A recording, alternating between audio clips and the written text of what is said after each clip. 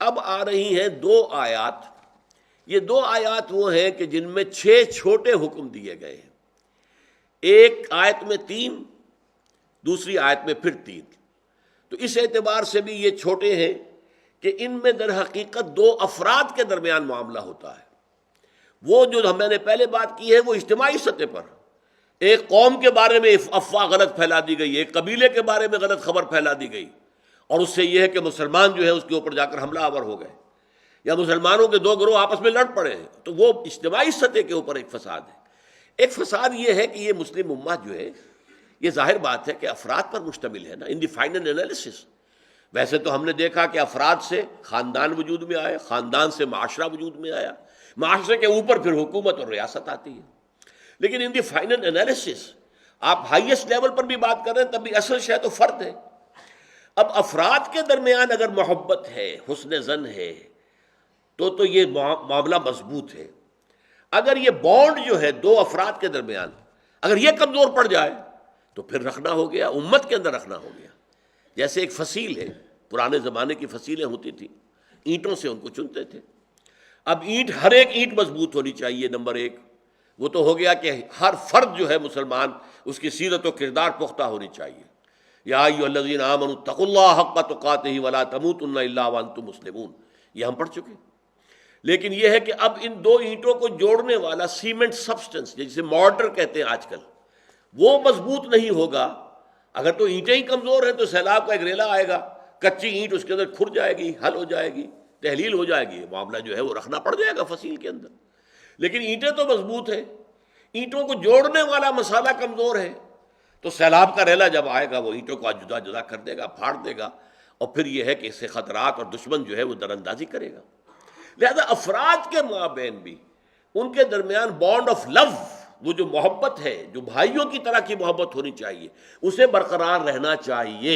اگر 2 افراد کے درمیان یہ بانڈ آف لو کمزور ہوتا ہے، یہ محبت باہمی اور اخوت باہمی اگر کمزور ہوتی ہے، تو اس کا مطلب بھی یہ ہے کہ آخری نقصان اس فصیل کو پہنچ رہا ہے، اس امت کی جو استحکام ہے، اس کی جو قوت ہے، اس میں کمی آ رہی ہے.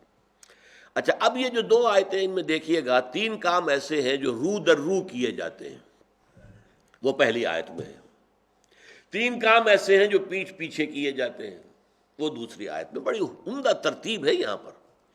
فرمایا یا ایھا الذین آمنوا لا یسخر قوم من قوم، اہل ایمان دیکھو تم میں سے کوئی ایک گروہ دوسرے گروہ کا مذاق نہ اڑائے. یہ تمسخر جو ہے، یہ بسا اوقات دلوں کے اندر جو ہے وہ دراڑ ڈال دیتا ہے.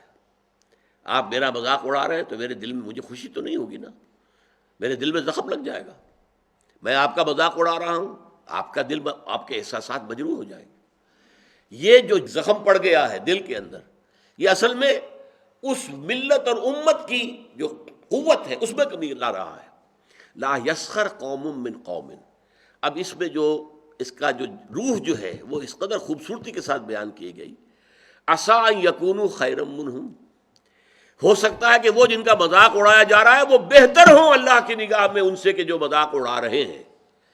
زیادہ مذاق اڑتا ہے کسی ظاہری چیز پر، کسی کی شکل و صورت معمولی ہے، کمزور ہے، کوئی اور اس کے اندر عیب ہے، کوئی جسمانی اس کو کوئی کمی ہے کسی اعتبار سے، یا کوئی اور شے ہے، اس لیے آپ اس کا مذاق اڑا رہے ہیں. ہو سکتا ہے کہ اس کے اندر کوئی دوسری شے ایسی ہو کہ جس کی بنا پر وہ اللہ کا محبوب ہو، اللہ کو بہت پسند ہو. تمہیں کیا معلوم؟ تم نے ایک ظاہری سی شے کو دیکھ کر اس کے اوپر مذاق اڑا دیا اس کا. تمہیں کیا معلوم اس کی باطنی شخصیت، اس کی سیرت، اس کا کردار، اس کے دل و دماغ میں اللہ تعالیٰ کی محبت، اللہ کے رسول کی محبت کس درجے ہے. You don't know. تو تم گویا کہ نہ صرف اپنے بھائی کا دل مجروح اور اس کے احساسات کو مجروح کرو گے، بلکہ یہ کہ در حقیقت یہ تمہارا اقدام اللہ کے خلاف ہو جائے گا کہ جنہیں اللہ اپنا محبوب رکھتا ہو، پسند کرتا ہو.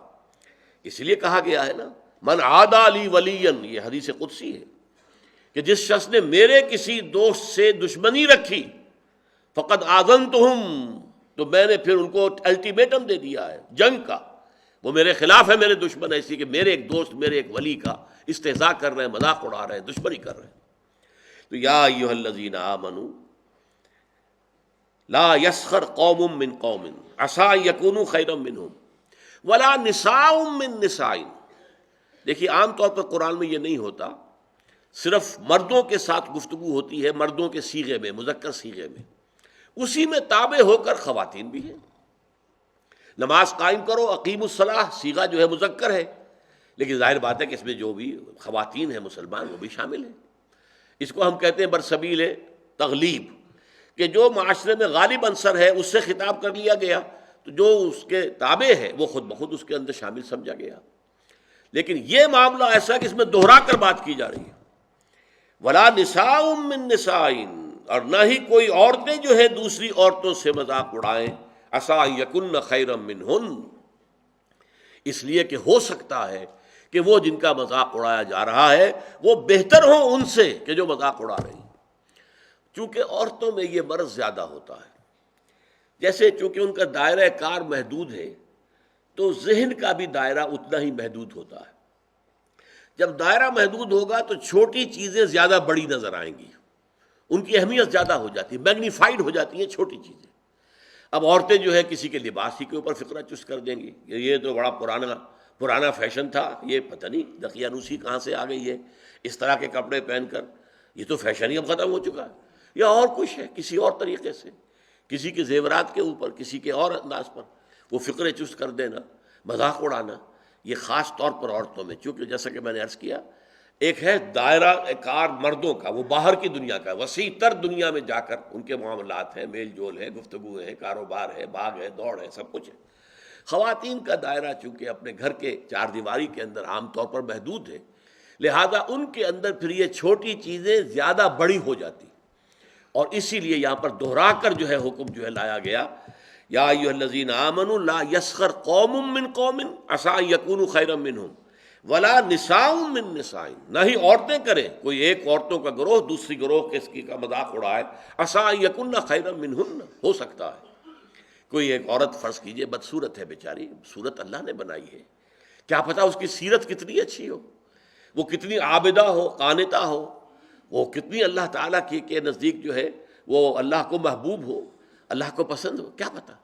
صورت شکل اللہ نے بنائی، کسی انسان نے خود تو اپنے آپ کو گھڑا نہیں ہے، بلکہ اللہ تعالیٰ جیسے چاہتا ہے وہ اسی طریقے سے ہمارا جو ہے ہمارے اعضاء جو ہے ان کو جوڑ دیتا ہے۔ تو اس حوالے سے مذاق اڑانا جو ہے، اور یہ میں آپ سے عرض کر دوں، بسا اوقات دوستوں کے اندر ایک چیز مذاق عام ہو جاتی ہے اور برداشت بھی کرتے ہیں، وہ ٹھیک ہے مذاق ہے کوئی بات نہیں، لائٹ موڈ میں کہا ہے۔ کبھی ایسا ہوتا ہے نفسیاتی طور پر کہ اس آدمی کا موڈ کہیں آف ہے اور وہی مذاق آپ نے اس وقت کر دیا، وہ بالکل تیر کی طرح جا کر لگے گا، آپ کو نہیں معلوم کہ اس وقت اس کی نفسیاتی کیفیت کیا ہے، اس کی طبیعت بہت ریسیپٹیو ہوئی ہوئی ہے، حساس ہوئی ہوئی ہے، اس میں تم نے وہ مذاق اگر دوبارہ کر دیا اس سے اور استہزاء کیا، وہ جا کر تیر لگے گا اس کے کلیجے کے اندر یا دل کے اندر، اور ظاہر بات ہے وہ زخم جو ہوگا پھر وہ، اسی لیے عربی میں کہاوت ہے، تلوار کا زخم مندمل ہو جاتا ہے، زبان کا زخم مندمل نہیں ہو سکتا۔ زبان کی کاٹ دل پر ہوتی ہے، تلوار کا زخم کندھے پر لگا ہے، کندھا جو ہے اللہ کرے گا تو شفا ہو جائے گی، زخم بھر جائے گا، تو تلوار کے زخم جو ہے وہ بھر جاتے ہیں، لیکن زبان کا زخم یہ نہیں بھرتا، یہ دل کے اندر ہوتا ہے۔ لہذا اس رکھنے کے لیے سد باب، یا ایھا الذین آمنوا لا یسخر قوم من قوم عسیٰ ان یکونوا خیرا منہم ولا نساء من نساء عسیٰ ان یکن خیرا منہن ولا تلمزوا انفسکم